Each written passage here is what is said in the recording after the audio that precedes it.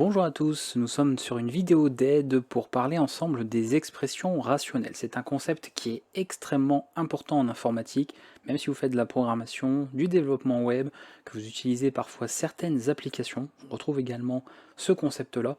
Donc je vais bien prendre le temps de vous l'expliquer dans cette vidéo, qui sera un petit peu un guide, qui va fonctionner un peu sous forme d'un atelier, c'est-à-dire que je vais vous présenter beaucoup de choses et je vous ferai faire, si vous voulez, des petits exercices au passage. Donc vous pourrez très bien mettre la vidéo en pause plusieurs fois pour chercher en parallèle et après comme ça je vous montrerai un peu comment ça fonctionne. Le but à la fin de cette vidéo bien sûr que c'est que vous compreniez ce qu'est une expression rationnelle, que vous sachiez les utiliser dans n'importe quel langage de programmation quel qu'il soit, d'accord? Parce que c'est généralement un concept qui a l'air en tout cas compliqué pour les gens qui démarrent et je pense que c'est souvent quelque chose qui est très négligé et le jour où malheureusement on en a besoin, eh bien les gens sont un peu à la ramasse. Donc je vais bien prendre le temps de vous expliquer tout ça parce qu'il y a beaucoup à dire pour cette vidéo et on va regarder tout dans le détail. Alors pourquoi dans une vidéo d'aide et pourquoi pas par exemple sur une playlist de Python, de PHP, etc. Simplement parce que c'est quelque chose qui est complètement indépendant d'un langage de programmation et qu'on va retrouver dans tous, d'accord? Dans quasiment tous les langages de programmation, on peut faire usage des expressions rationnelles. Ce n'est pas directement lié à ces langages-là. Donc je voyais pas trop l'intérêt de faire une vidéo par langage pour répéter un petit peu la même chose. Alors il y aura certaines adaptations bien sûr à faire en fonction du langage, mais ce sera très simple pour vous à la suite de ce que je vais vous montrer ici.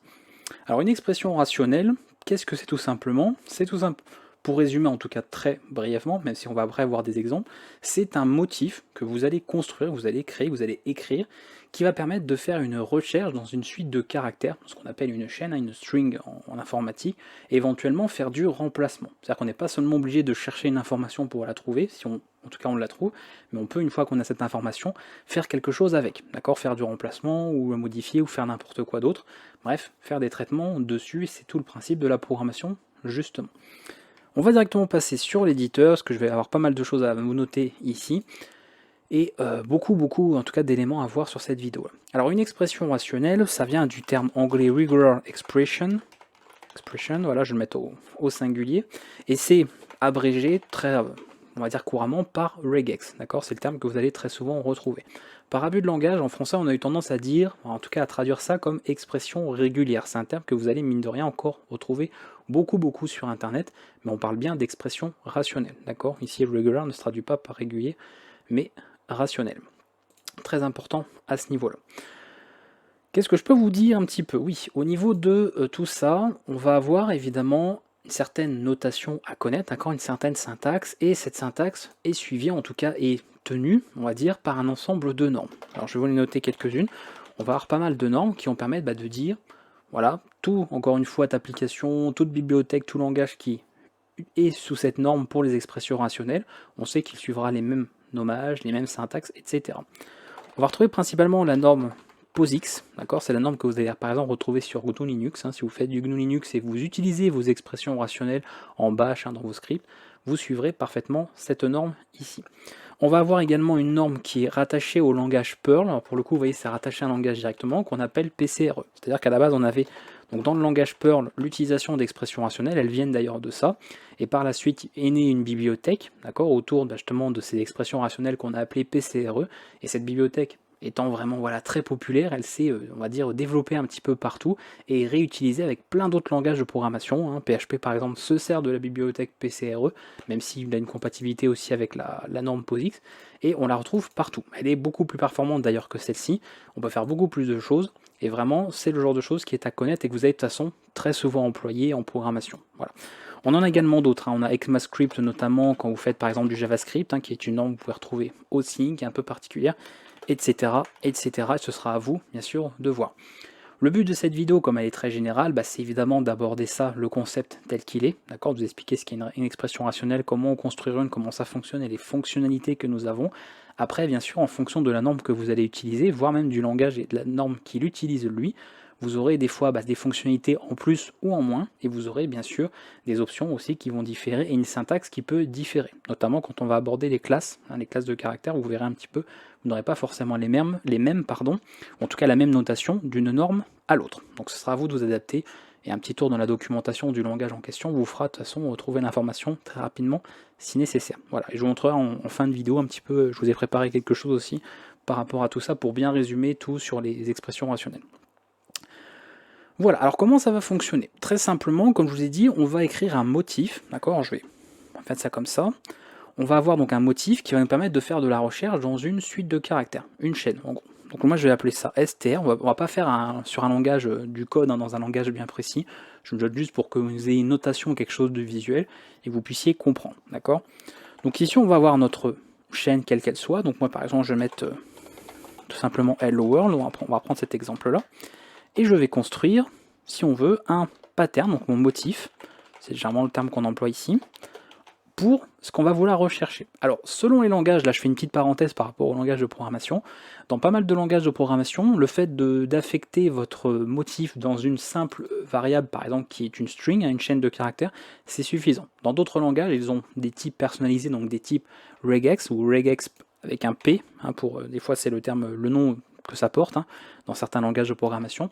Et là, il faut construire une expression rationnelle, il faut même la compiler, d'accord? C'est une expression qu'on compile, et ensuite, à partir de celle-ci, on peut faire tout un tas de traitements, notamment ce que je vous ai parlé, hein, de la recherche, du remplacement, etc. D'accord? Donc le pattern, on va le construire suivant quelque chose, d'accord, hein? On construira quelque chose dans le pattern, donc ça, bon, je vais le laisser ici. Et comment ça va fonctionner? Eh bien, à partir du pattern de la regex, hein, selon le terme qu'on on va utiliser des fonctions. Donc généralement, selon le langage de programmation, vous allez avoir des termes comme match, vous allez avoir search, vous allez avoir find, alors on va dire des versions un peu plus étendues comme matches, find all, etc. Donc ça dépend bien sûr du langage. Qu'on fait bien sûr cette recherche sur data, d'accord, donc ici, str si je veux reprendre les mêmes termes, et à partir de là, on va éventuellement trouver des informations, et ici on trouve ces informations, déjà on peut dire ok on l'a trouvé, donc ça va retourner par exemple un booléen pour dire bon oui on a trouvé l'information, et après éventuellement, une fois qu'on a capturé l'information, vous verrez qu'on peut faire de la capture, on peut après faire un traitement dessus, et généralement on fait beaucoup de remplacements, remplacer un mot par exemple par un autre. Voilà en gros comment que ça va se passer.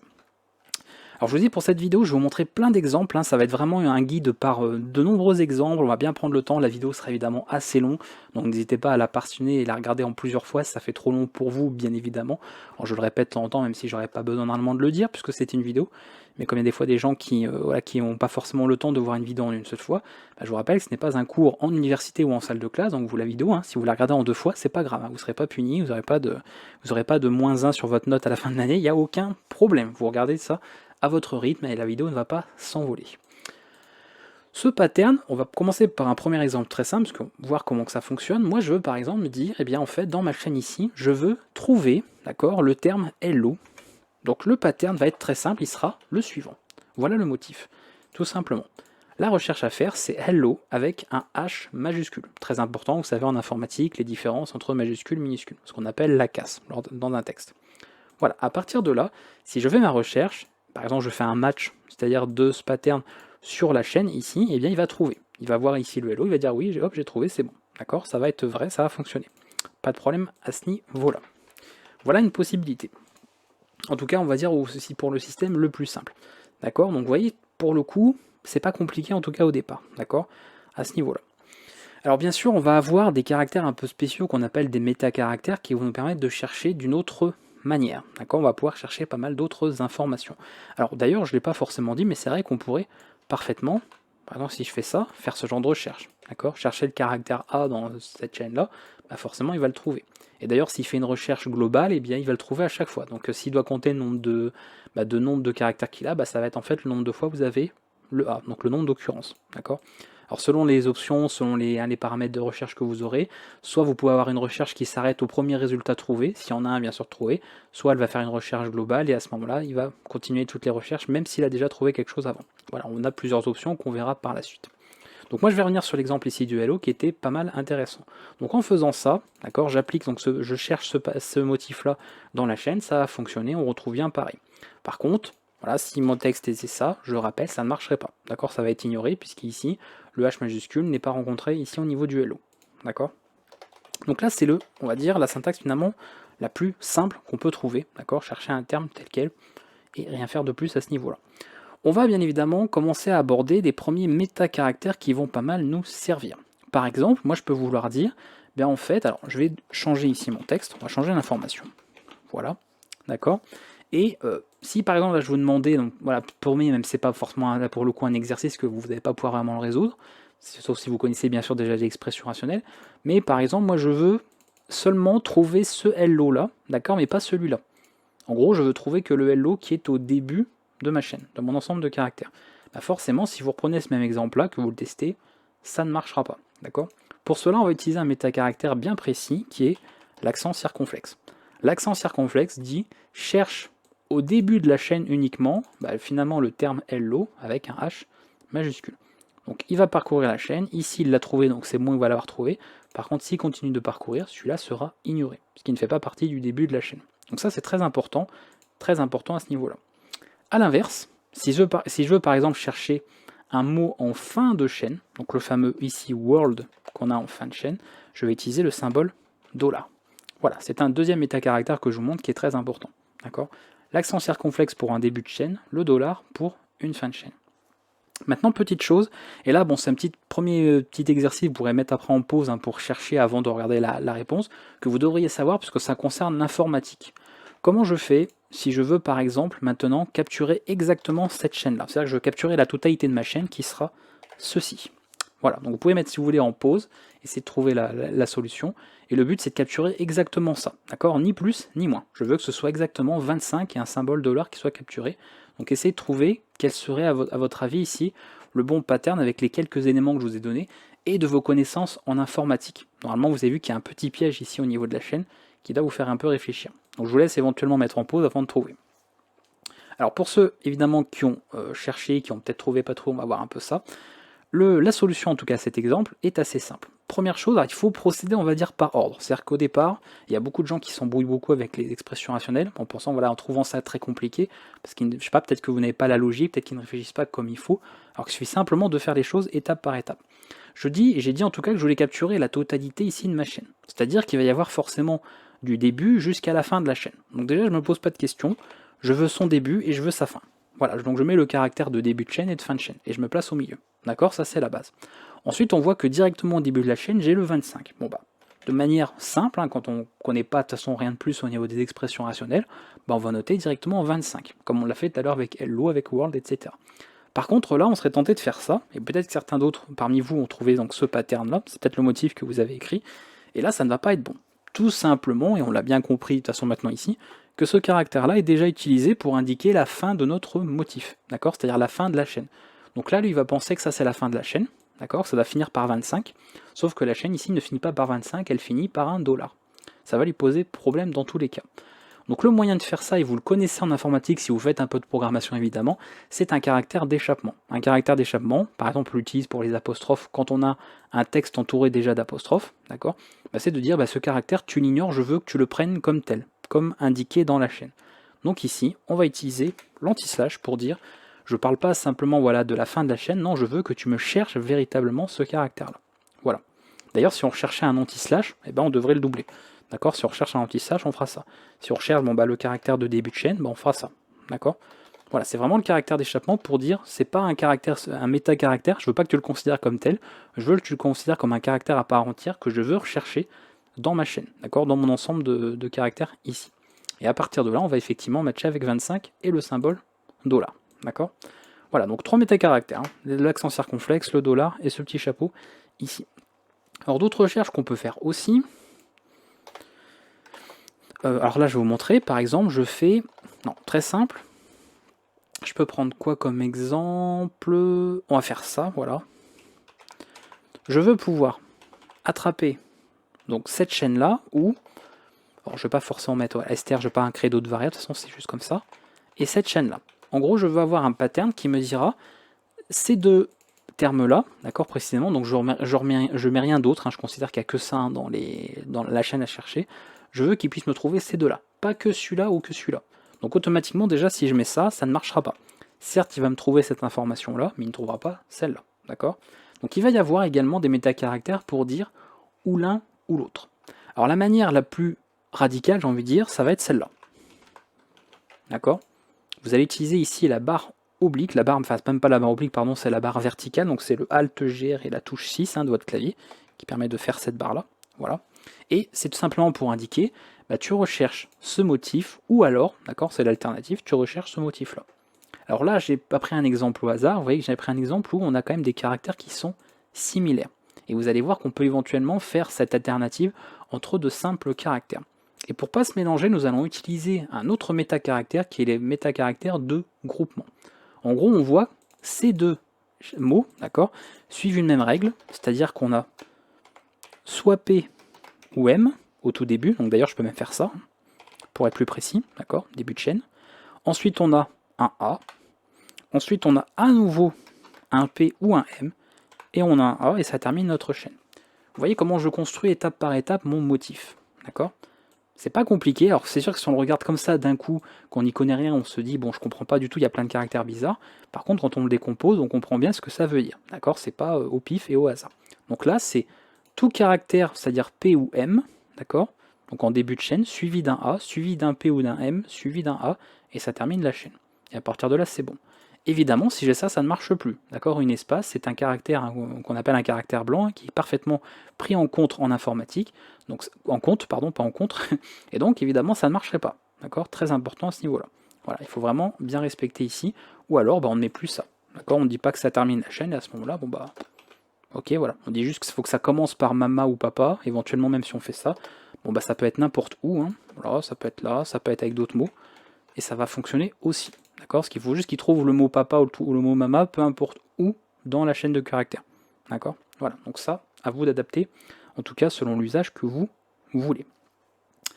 Maintenant, on va passer, vous voyez, il y a plein d'informations, sur ça je vous dis qu'il faut bien prendre le temps. Alors, un petit exercice simple, avant de passer à la suite.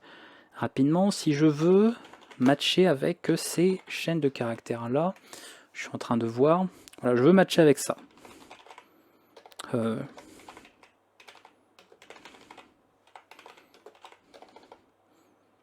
Est-ce que je mets ça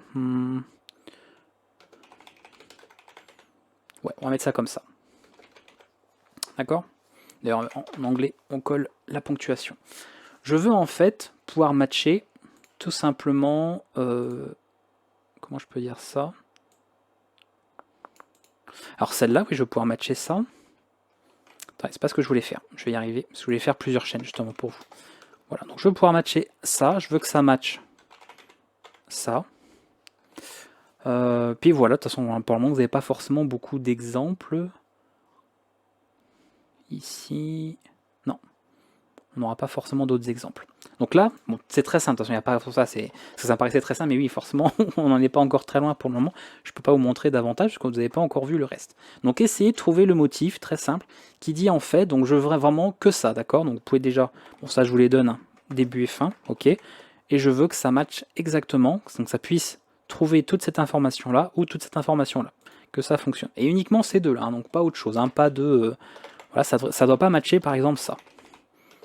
Effectivement, ça je peux le montrer. D'accord? Ça ne doit pas être matché. Non. Ok. Ça, on n'en veut pas. C'est pour ça que ça peut être pas mal de vous le mettre ici, comme ça vous comprendrez un petit peu le principe. Voilà, je vous laisse mettre en pause pour essayer de trouver le motif avant de passer à la suite. Ok. Donc là, c'était très simple, encore une fois, c'est par rapport à ce qu'on a vu, il fallait reprendre les termes.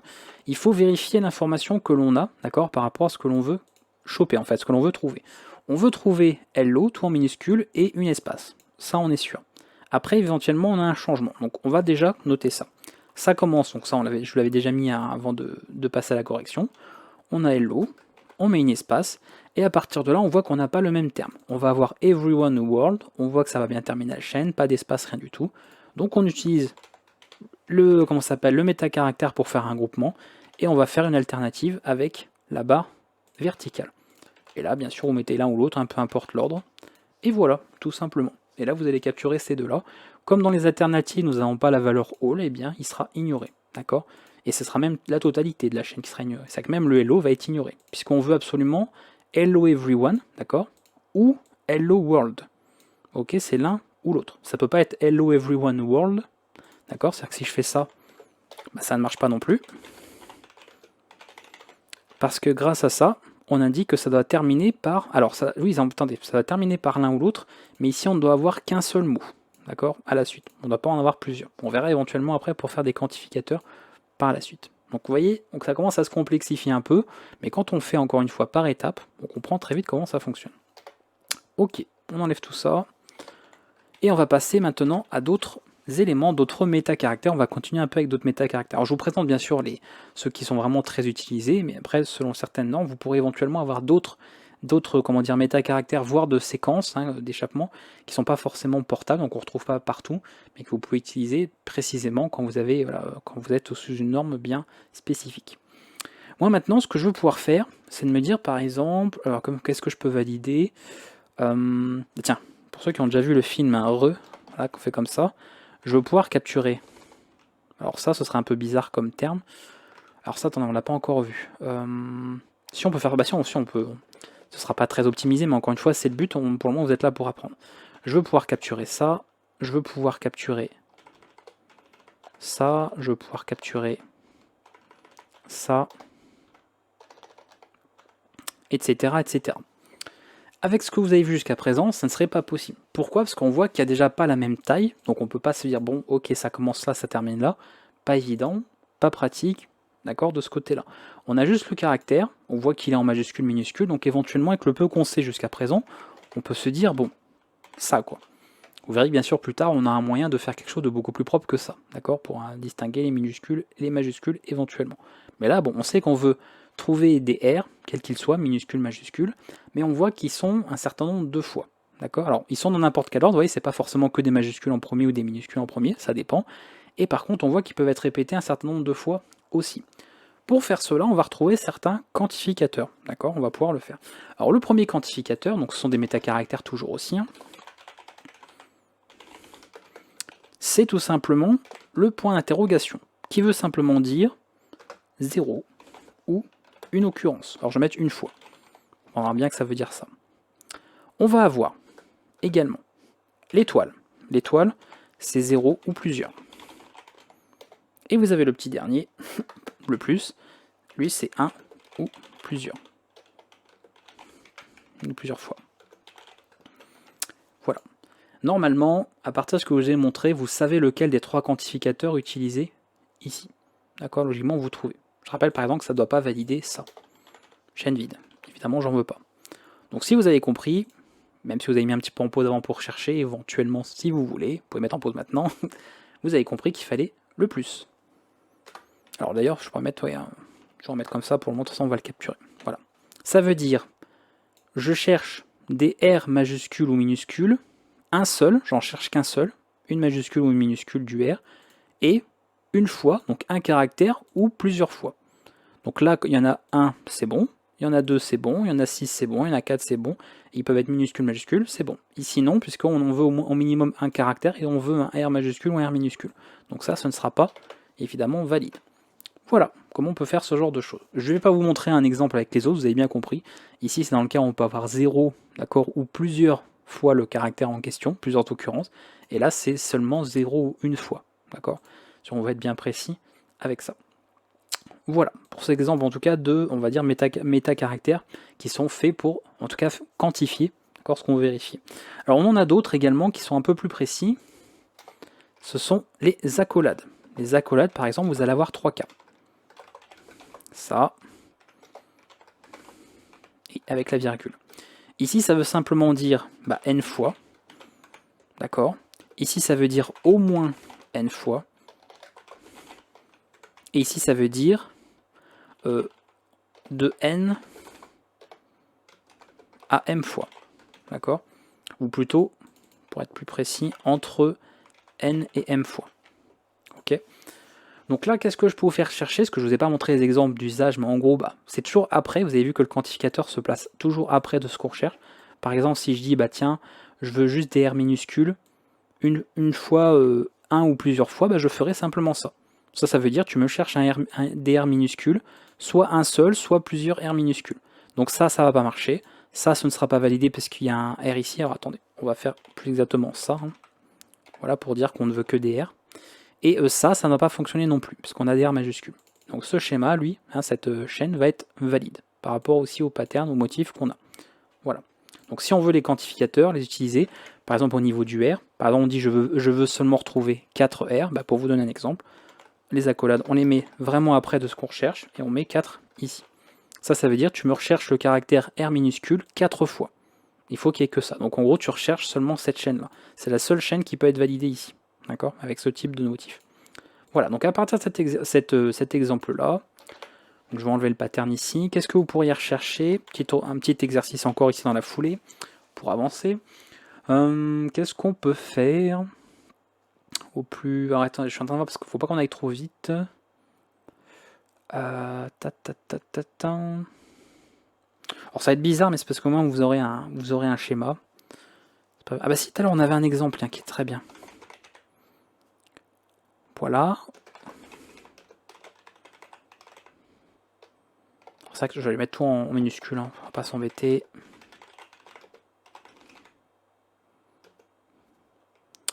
Ok. Donc je veux que ça puisse me valider ça. Je veux que ça puisse bien sûr me valider ça. Je veux que ça puisse me valider bien sûr ça. Voilà. Normalement, vous devez trouver un pattern, d'accord, qui va permettre de trouver exactement ces chaînes-là. Donc toujours pareil, pour rester simple, pour moi, on va dire que c'est vraiment voilà, seulement ça dans la chaîne, hein, que c'est pas au milieu d'une autre, hein, de tout un ensemble de caractères. Donc arrangez-vous, trouvez un motif qui permettra de trouver à la fois cette chaîne-là, mais aussi cette chaîne-là, et cette chaîne-là également. Voilà, vous pouvez mettre en pause, et après je vous donne la solution. Ok, on passe à la suite. Donc là c'était très simple aussi, par rapport à tout ce que vous avez vu, les alternatives, tout ça. On comprend finalement, si on regarde bien, bon si on prend l'exemple le plus court, on voit qu'on a le terme tout le temps hello, d'accord, donc on peut naïvement se dire bon, on commence par ça, et ensuite on a everyone, d'accord, c'est-à-dire que si au début vous ne savez pas trop comment chercher, vous faites ça, vous prenez l'exemple le plus court, si vous avez plusieurs exemples de chaînes à valider, et vous regardez comment ça fonctionne. Là on voit automatiquement ça n'a plus fonctionné, déjà parce qu'on va avoir deux fois hello suivi d'un mot, et encore hello suivi d'un mot, d'accord, ça n'a pas marché. Ok, alors par contre j'aurais peut-être dû enlever ça, parce que ça ne va pas aller... j'aurais dû enlever ça, ouais, parce que le problème c'est comme on a des caractères d'espacement, ça va être un peu compliqué. Bon, si vous étiez trompé là-dessus, c'est pas grave, parce que oui, on n'a pas forcément vu pour ça. Donc j'enlève ici au niveau de la correction, mais parce que sinon j'aurais dû coller les mots, et bon, ça fait bizarre de coller ici all avec hello. Bref. Donc on a cette partie-là, mais on voit que ça ne va pas marcher avec ça, on voit que ça ne va pas marcher avec ça. Par contre, quand on regarde bien, on comprend qu'il y a un motif qui revient souvent. C'est-à-dire qu'on a hello, ça n'a pas de problème, et on va ensuite avoir, donc il y a une espace, et ensuite on va avoir plusieurs possibilités de mots différents. Donc là, une alternative, on a everyone, on a world, et on a all. D'accord? Et tout ça, toute cette chose-là, eh bien ça se reproduit plusieurs fois. D'accord? On peut même regrouper tout, comme ça éventuellement.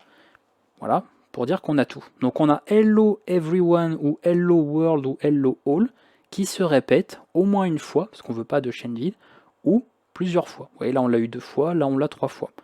Donc on a un ou plusieurs fois, c'est encore le plus. D'accord?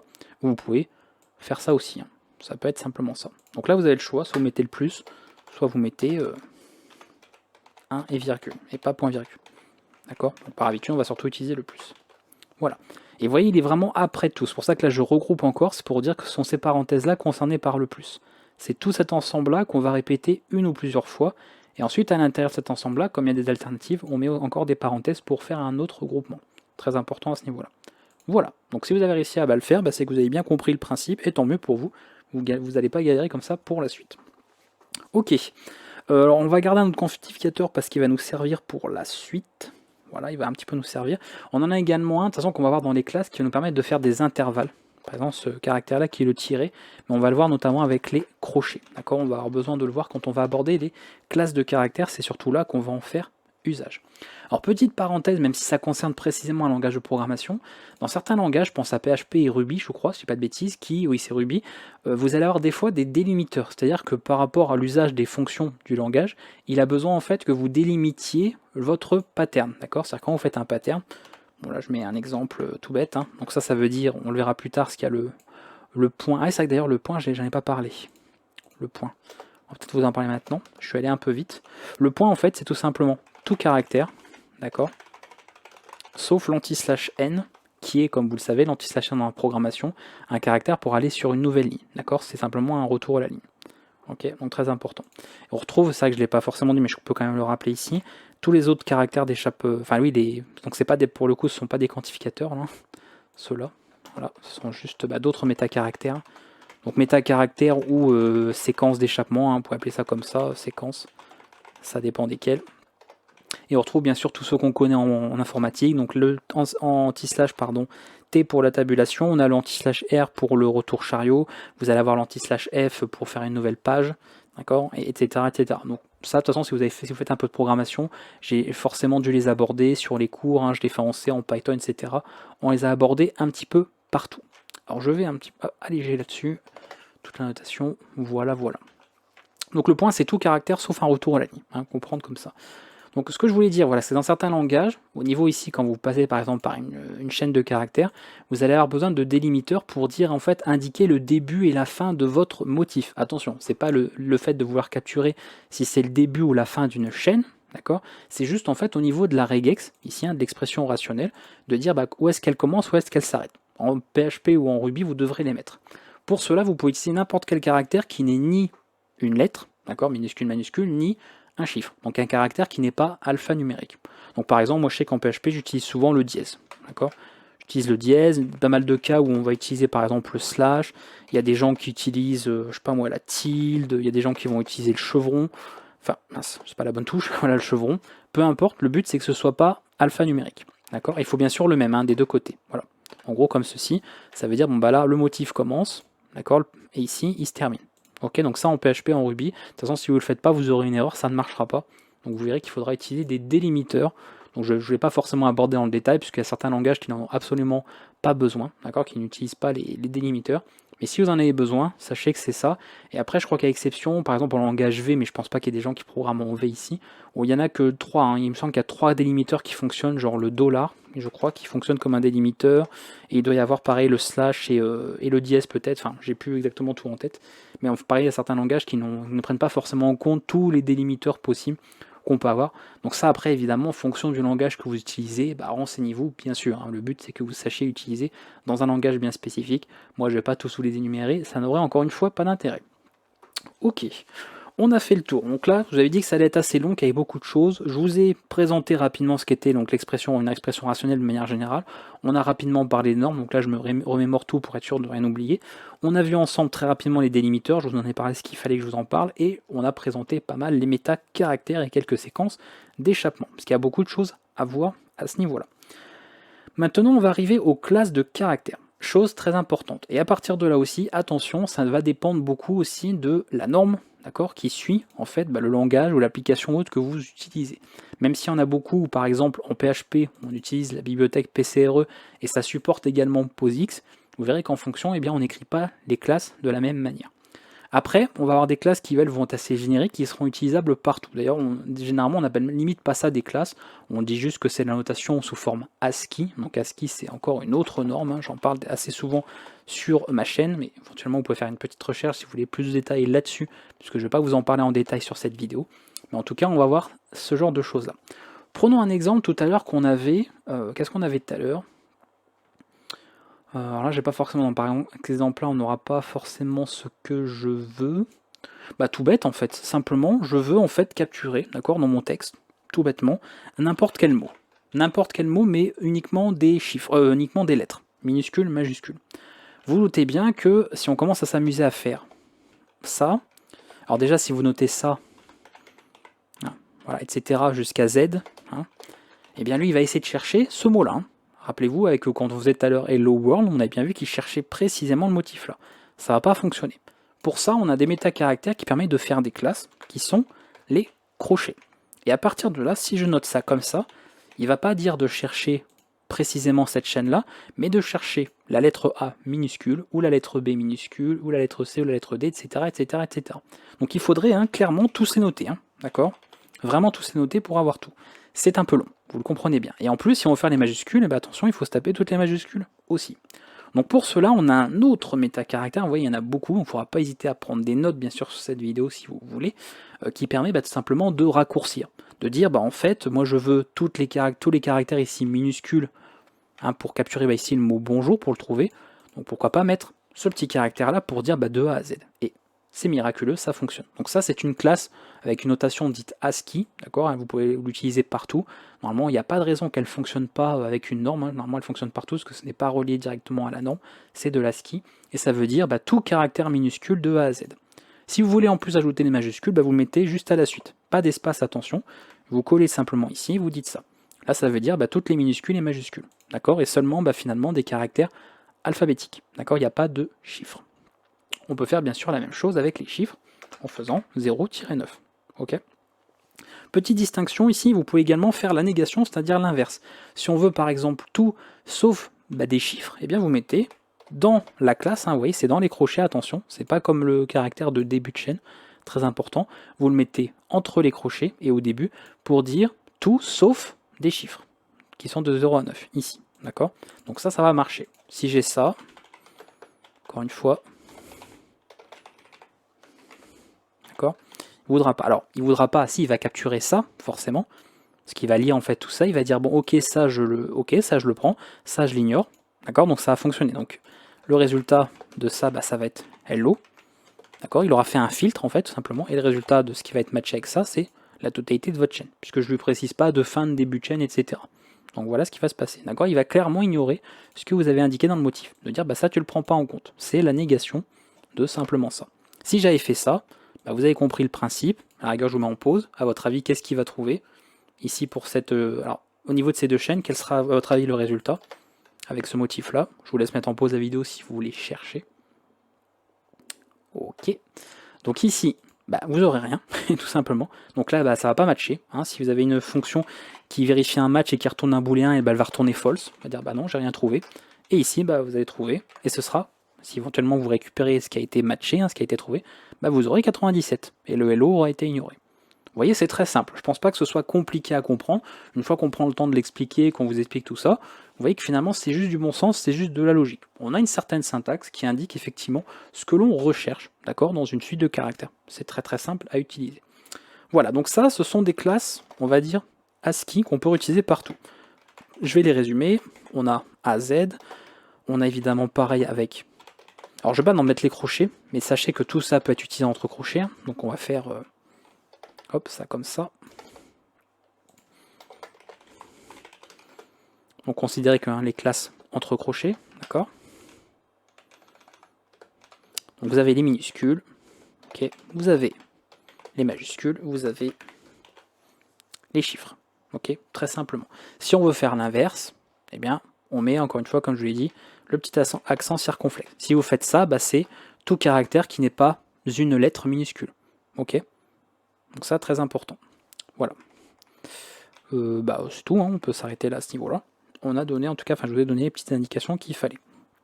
Alors, ce qu'il faut savoir, c'est qu'on va retrouver, bien sûr, d'autres syntaxes. C'est pareil, je ne vous l'ai pas indiqué ici dans notre crochet, comme ça concerne des classes, on va pouvoir utiliser certains métacaractères.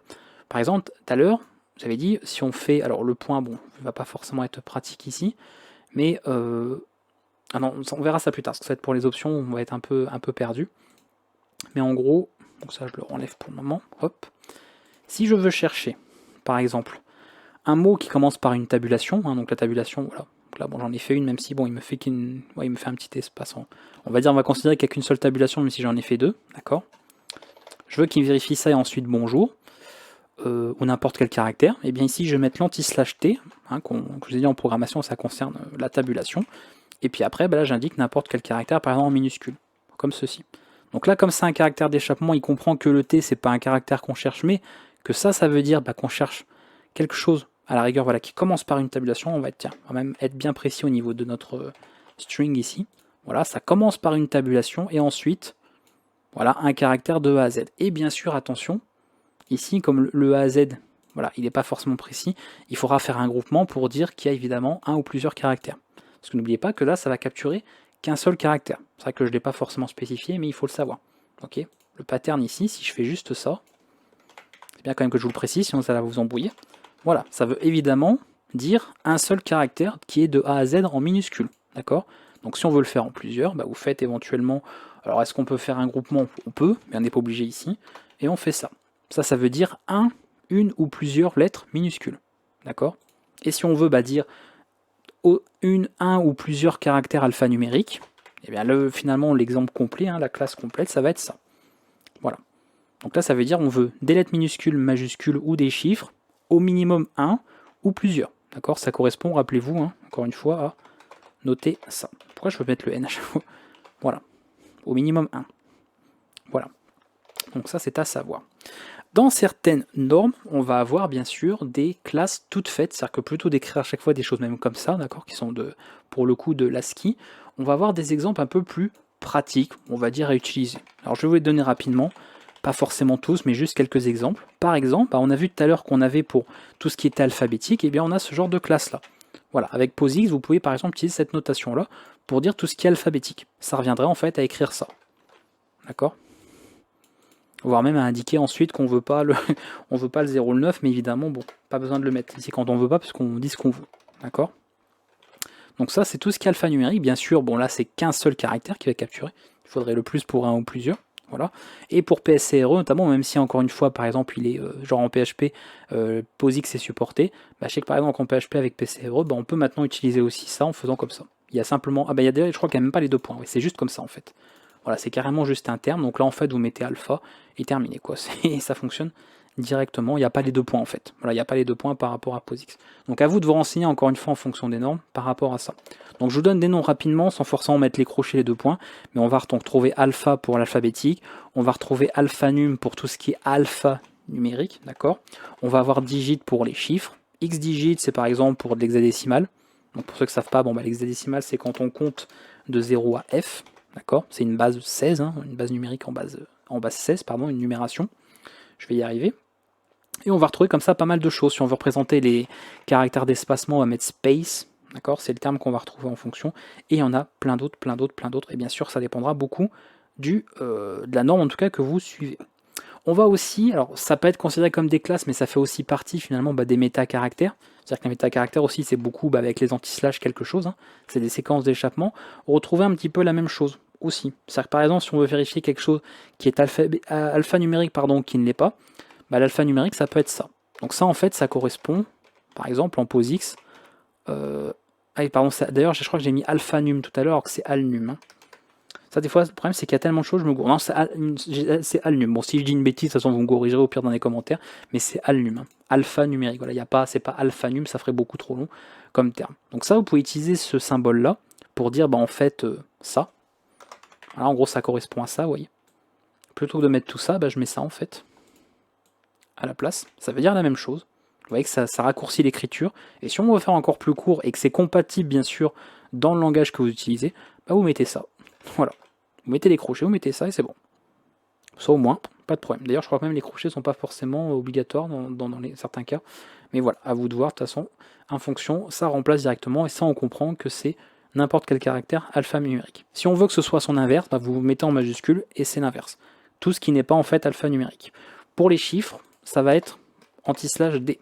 Tout ce qui est en fait un chiffre. Et tout ce qui n'est pas, bah, ça va être anti/d majuscule. Vous voyez, je pense que c'est quand même très simple pour décimal, etc. Bref, un chiffre décimal assez simple à retenir. Et on a plein d'exemples comme ça.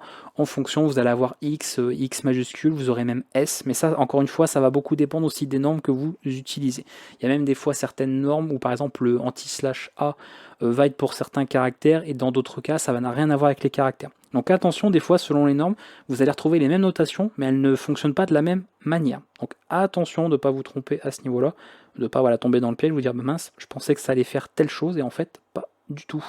Donc pas vous gourer en tout cas à ce niveau-là. Voilà. On va terminer en tout cas cette vidéo, ça fait pas mal, hein, mais on va voir maintenant, pour finir, les petites options de recherche. Voilà, ça va être assez rapide, mais c'est des choses à voir aussi, qui permettent de changer un petit peu le comportement au niveau de la recherche ici du motif, d'accord, de notre expression rationnelle que nous allons avoir. Par exemple, moi je vais le faire en PHP parce que voilà, moi je sais que c'est un langage qui est assez clair pour tout le monde à ce niveau-là, mais vous pouvez l'adapter. Et je ne vais même pas vous en dire en fait en PHP, on s'en fiche en fait, c'est n'importe lequel. C'est juste parce que PHP il y a des délimiteurs, donc au moins on comprend bien commencer par ça. Donc je vous dis par exemple en PHP on met un délimiteur, donc on met ici des dièses, et puis on dit bon bah je veux mon élément ici, je veux que tu captures quelque chose, je vais mettre, voilà, je vais faire un exemple assez simple, 0 à 9, je veux que tu captures également les underscores et les tirets, voilà, je veux qu'ils les prennent aussi en compte, et c'est un ou plusieurs fois, donc c'est ça. D'accord? Et là, je vais pouvoir, donc après ici le délimiteur, c'est vraiment à la fin, indiquer des options de recherche. D'accord? Parce que ça, c'est l'expression rationnelle. Et ensuite, donc toujours dans mon pattern, je veux qu'il m'indique des options. Les options, elles sont très simples. Si je veux, par exemple, éviter de marquer tout ça, donc juste par exemple de marquer ça, eh bien je peux rendre la recherche insensible à la casse, c'est ce que je vous avais expliqué un petit peu plus tôt, et je vais utiliser ici l'option de recherche I, qui veut dire insensitive case, simplement que ce soit insensible à la case. Si vous avez par exemple un ensemble de caractères qui est sur plusieurs lignes, quand on est sur un traitement multiligne, on va utiliser l'option M. Alors je vais vous le noter rapidement aussi, d'accord? Donc insensible à la casse, vous allez avoir M pour le multiligne. Alors, je ne vais pas tous vous les montrer, mais bon, c'est des options qu'on va surtout le plus retrouver, hein, d'accord? Un cas un peu particulier qui est le S. Le S, en fait, c'est pour que le point, rappelez-vous qu'on avait vu tout à l'heure, que le point, en fait, match, alors je veux dire, trouve aussi le retour à la ligne. Je vous ai dit tout à l'heure, quand vous mettez un point, d'accord, genre ici, genre si je fais ça, voilà, 0 ou plusieurs fois, caractère, d'accord, ce genre de match-là, bah ça, il ne va pas matcher les retours à la ligne. Si je veux qu'il les prenne en compte, bah je vous rajoute un S. Alors d'ailleurs, on peut cumuler les options, hein, d'accord? Si je fais IS, ça veut dire que c'est insensible à la casse et que ça capture également tous les retours à la ligne. S'il y a un retour à la ligne qui est fait à un moment dans le texte où on fait la recherche, il le prend en compte aussi, d'accord? Le point le considère aussi, le anti/n, d'accord, de tout à l'heure. Si vous n'avez pas cette option, bah, par défaut, alors ça peut peut-être varier, mais j'ai pas souvenir que ça varie dans d'autres, pour certaines non. Normalement, le point par défaut, c'est tout caractère sauf l'anti/n. Okay, donc à vous, bien sûr, de vous adapter par rapport à ça. On a également le U pour le traitement Unicode, mais j'en parlerai pas parce que l'Unicode avec les expressions rationnelles, c'est pareil, on pourrait en écrire un livre, hein, c'est très très très long. Donc généralement maintenant c'est de plus en plus pris en charge et correctement sans poser de problème. À vous de voir, sinon de toute façon vous ne poserez pas tellement la question et ça fonctionnera très très bien. Personnellement, j'ai pas eu de souci de traitement d'expression rationnelle, même sur du texte en UTF-8, ça posait pas de problème, donc je pense pas que ça en soit un pour vous. Mais sachez qu'il y a éventuellement cette option pour traiter l'information comme de l'Unicode, en tout cas. On peut avoir un traitement aussi global pour éviter de s'arrêter au premier résultat trouvé avec le G, le global. Donc ça veut dire tu traites vraiment absolument tout sans t'arrêter forcément quand vous faites vous savez, un match, quand vous vérifiez en fait si vous trouvez une occurrence, il ne s'arrêtera pas à la première occurrence trouvée. Parce que si vous devez retourner un booléen pour dire dès que tu trouves, tu dis que oui, tu as trouvé, vous n'avez pas besoin de tout parcourir. Mais là, si vous voulez forcer le fait d'absolument tout parcourir au niveau de la recherche, vous utilisez l'option B, le G pardon, pour global, qui fera une recherche donc complète. Ok. Et après voilà, on a un autre exemple un petit peu dernier qui n'est pas forcément le plus évident pour les gens, qui est le U majuscule, parce que le U minuscule, je rappelle que c'est pour l'UTF-8, et le U majuscule c'est pour ungreedy, c'est-à-dire c'est un mode non gourmand. Qu'est-ce que ça veut dire? Simplement, par exemple, alors ça va être beaucoup utilisé pour du remplacement, je ne sais pas si vous connaissez par exemple le Markdown, alors si vous êtes sur le Discord, si vous connaissez, mais admettons, je veux écrire un texte, je veux faire ça comme ça,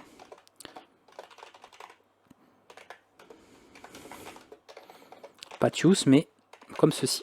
Alors ça, si vous ne connaissez pas le Markdown, c'est pas grave. En gros, le Markdown, simplement un langage qui va utiliser l'expression rationnelle. En gros, on va analyser notre texte, et dès qu'on rencontre des caractères bien précis, bien on dit, ce qui est ici, par exemple, en double astérisque, tu le mets en gras, d'accord? Et ici et ici.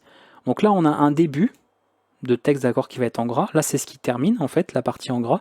Et là, ça reprend ici, ça reprend là. Le mode, on va dire, standard, va faire que si vous essayez, par exemple, de remplacer le mot bonjour ici et bienvenue en gras, lui ce qu'il va faire, il va rencontrer ça, il va dire ok, j'ai trouvé les caractères, d'accord. Imaginez vous faites votre pattern ici, vous arrangez pour trouver les astérisques dans ce que vous mettez ici dans votre motif. Il va dire ok, ça commence là, donc ok, donc je capture, il va dire bon ok, j'envoie un là, mais il va quand même continuer le parcours, encore un là, et arrivé au bout, et bien pour lui ça va être celui-là, le symbole de fin. Donc il va considérer que ça c'est le début, ça c'est la fin, et si après vous avez dit de faire un remplacement en gras de ce qu'il y avait entre double astérisque, et lui il va mettre tout ça en gras. Et il va ignorer ce qu'il y a là. Donc le mode U, qui est le mode non gourmand, c'est de se dire s'arrêter directement à la première occurrence rencontrée. Donc comment que ça va se passer? Eh bien il parcourt, j'ai trouvé 2 caractères, ok, bon je capture tout ce qui vient à la suite, et il y en a 2 autres, bon je m'arrête. Je sais que là, hop, j'ai une première capture. Donc il va prendre en compte le mot bonjour. Ensuite, il continue le parcours, il parcourt, il rencontre ça à nouveau. Il sait que là, il va avoir une première capture à faire, il voit que là, ça se termine. Bienvenue. Et après, vous avez fait une petite fonction pour transformer ça en gras, c'est ce que ferait Markdown. Et donc, il va bien changer que ces mots-là en gras et pas le reste. Voilà, donc le mode ungreedy, très pratique. Dans certains cas, ça peut être parfois activé par défaut, mais généralement, c'est bien de voir si l'option existe, c'est bien de l'utiliser. En tout cas, si vous avez des comportements inattendus, quand vous faites vérifier en tout cas vos schémas, que vous voyez que ça ne fonctionne pas comme vous voudrez, il y a de fortes chances que ça vienne de là, que vous ayez oublié d'activer cette option de recherche, qui est quand même bien pratique. Ça évite voilà, de tout prendre en compte. Et c'est pour tout. Et d'ailleurs, ça me permet de vous montrer, c'est vrai que je ne l'ai pas forcément dit, de vous rendre compte un peu de l'usage qu'on peut avoir des expressions rationnelles. On peut l'utiliser par exemple dans la création d'un langage de programmation, dans quelque chose qui permet de faire de la mise en forme sur un site, sur quelque chose comme Discord par exemple avec le Markdown. On l'utilise aussi. Ça peut servir aussi pour le HTML. Imaginez que HTML, je fasse... alors je prends un exemple, je fasse ça, un paragraphe. Donc là, si vous ne connaissez pas HTML, c'est pas grave. Ça, vous pourrez de toute façon ignorer ce que je suis en train de montrer là. Mais si je fais, par exemple ceci, je vais mettre la réunion. Et là, je vais mettre un texte qui est important. Et non pas en gras, attention, on ne fait pas de la mise en forme avec du HTML.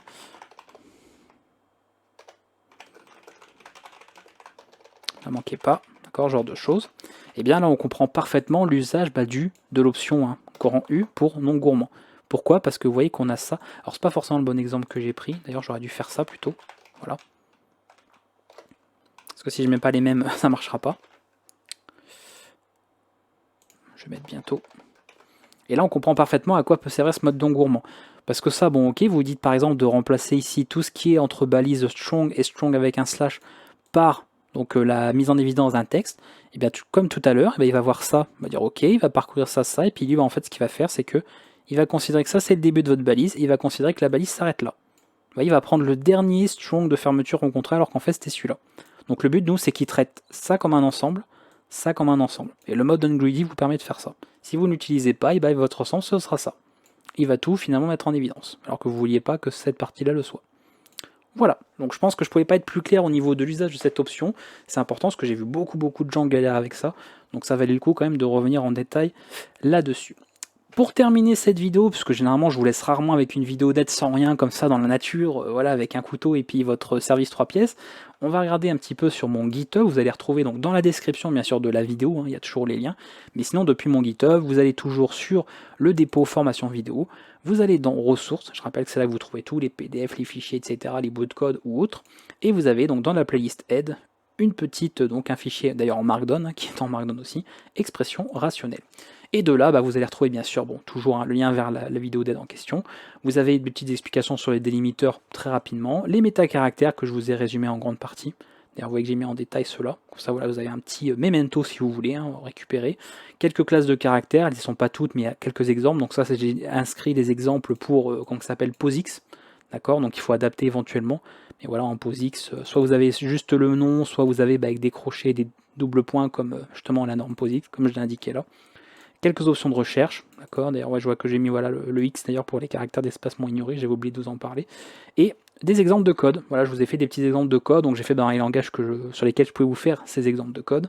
Comme ça, si vous avez besoin de tester, alors j'ai fait bien sûr des exemples assez simples, le but c'est de trouver en fait simplement de vérifier, vous voyez ici ce que j'appelle moi une URL optimisée. Par exemple, si dans une URL pour une news, on veut avoir un titre optimisé, c'est-à-dire pas d'espace, pas de caractères spéciaux, pas de caractères accentués, voilà, donc ça c'est l'information qu'on doit tester, ça c'est évidemment notre pattern, notre motif, ok, et on doit l'appliquer ensuite pour dire, est-ce que en fait cette data, cette donnée-là est valide, suivant notre motif.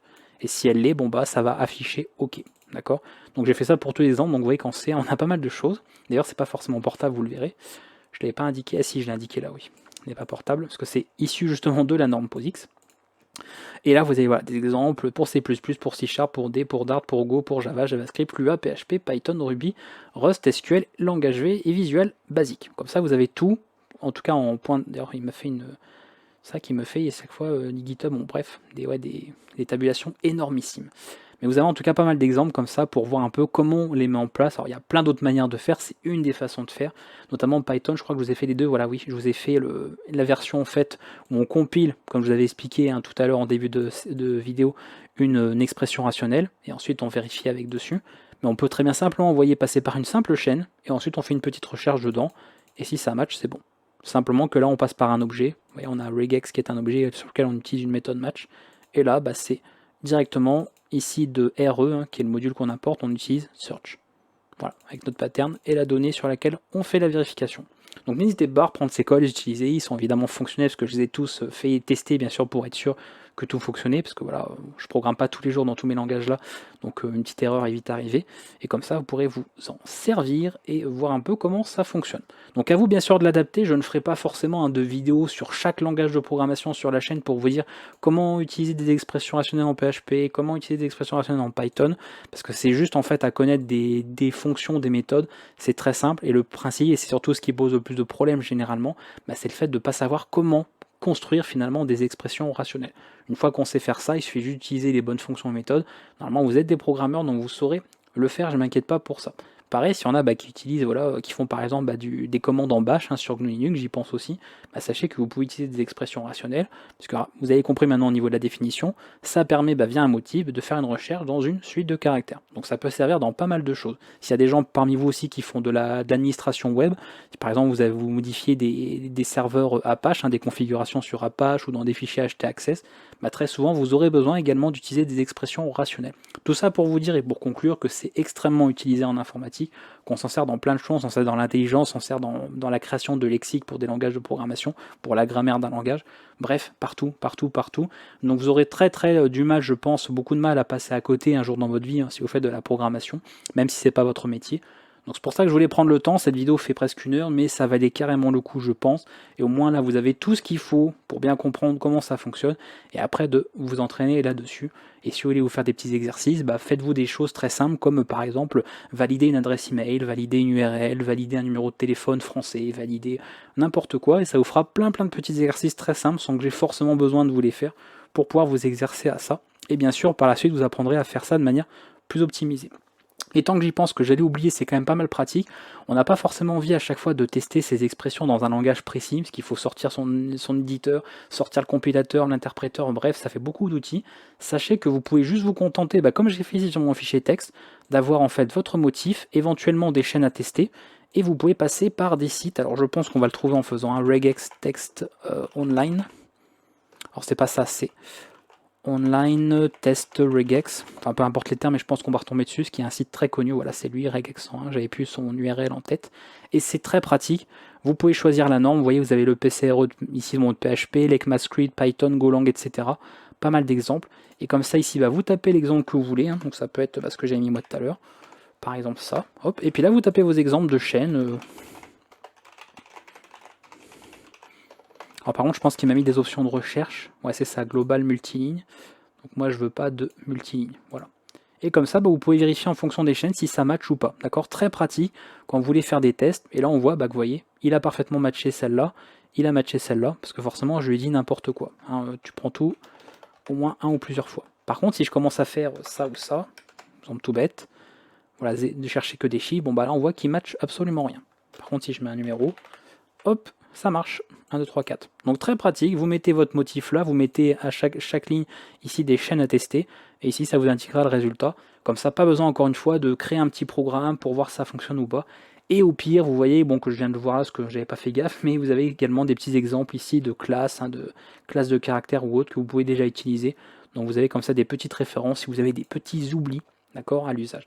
Voilà, donc je pense qu'entre ça, tout ce que je vous ai dit sur la vidéo, tout ce qu'il y a ici sur mon GitHub, que j'ai résumé, où je me suis embêté, croyez-moi, mine de rien, pour vous faire un truc propre. Au début, je savais pas si j'allais vous mettre des exemples de code, je me suis dit que c'était pas mal, donc au moins vous avez tout sous la main. Donc avec ça, si vous ne comprenez plus rien ou vous ne comprenez rien aux expressions rationnelles, vous ne pourrez pas faire grand chose de plus, mais en tout cas, j'aurais essayé. Je vous dis à bientôt pour de nouvelles aventures, un nouveau guide, un nouveau tuto, un nouveau cours. J'espère que ça vous aura plu. S'il y a les moindres questions, n'hésitez pas. Et si vous êtes amusé à vous exercer, par exemple, comme je dis, pour filtrer une adresse IP, un code postal, n'importe quoi, n'hésitez pas à partager dans les commentaires vos motifs, en fait, que déjà ça pourra profiter à d'autres. D'autres personnes pourront éventuellement s'en inspirer, voire les corriger, voire essayer de faire des choses beaucoup plus optimisées. Comme ça, vous pourrez comprendre petit à petit et apprendre à faire des motifs en fait les plus simples possibles. Essayez toujours d'aller au plus simple, de ne pas forcément faire très complexe. Et quand vous pouvez raccourcir la syntaxe, n'hésitez pas à le faire. Donc tant que ça reste quand même un minimum lisible pour vous. Parce que le but c'est que vous puissiez comprendre votre motif. Si vous ne comprenez pas l'expression rationnelle, ça n'a pas trop d'intérêt. Donc faites attention si vous chopez des trucs déjà tout faits sur internet. Vous n'allez pas apprendre grand chose. Et le jour où vous aurez besoin de déboguer ou de voir si ça fonctionne comme il faut ou pas, vous ne saurez pas. Donc prenez le temps quand même d'apprendre, de faire les choses comme ça. Et après, je vous dis, vous voyez, c'est pas sorcier, il n'y a rien de compliqué au niveau des expressions rationnelles. Ça fait beaucoup de caractères, certes, pour un seul motif, mais quand on épluche tout ça étape par étape, on comprend bien ce que ça veut dire et ce que ça va rechercher comme information. Je vous dis à bientôt en tout cas pour une prochaine vidéo. Ciao, prenez soin de vous. Bye bye.